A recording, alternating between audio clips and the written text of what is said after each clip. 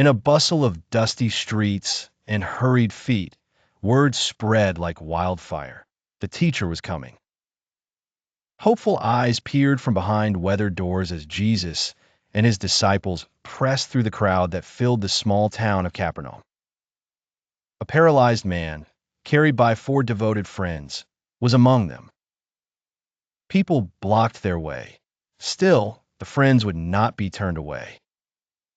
They maneuvered through the throng, determined, until at last, lowering the man upon his mat, they set him before Jesus.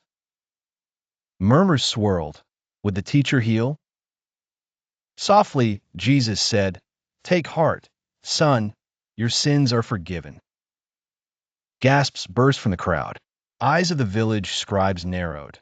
No one but God could forgive sins. They whispered of blasphemy.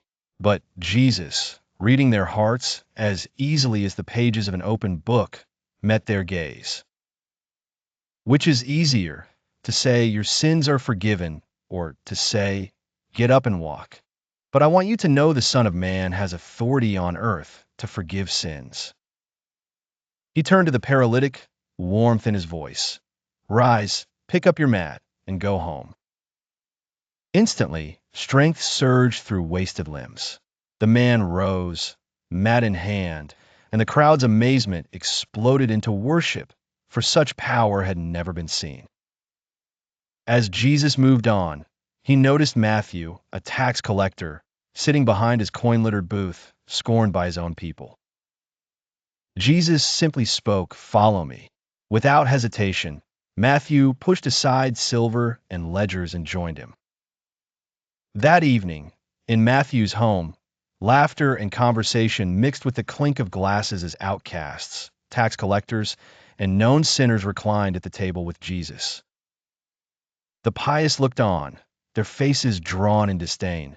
Why did this man eat with such as these?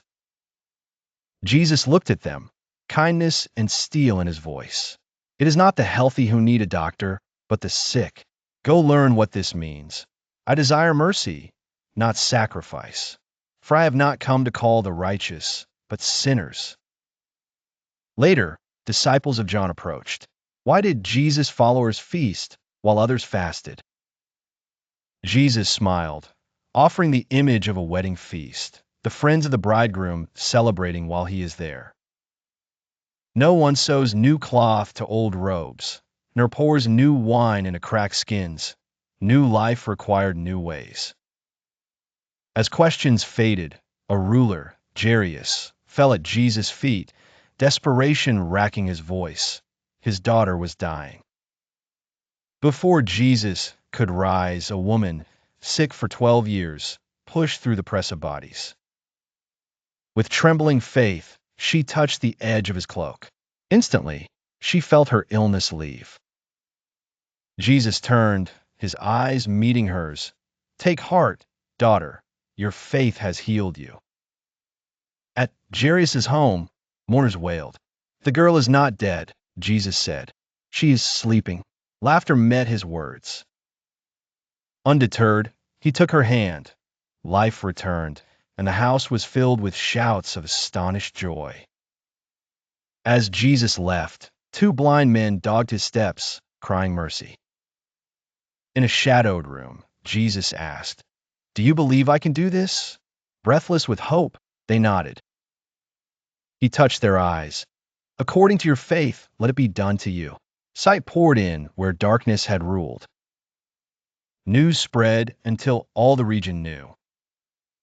Yet, as a mute man was released from a demon and spoke for the first time, the wonder of the crowds clashed with the jealousy of the Pharisees, who muttered that such power must be from the enemy. But Jesus, untroubled, went through towns and villages, teaching, proclaiming good news, healing every sickness.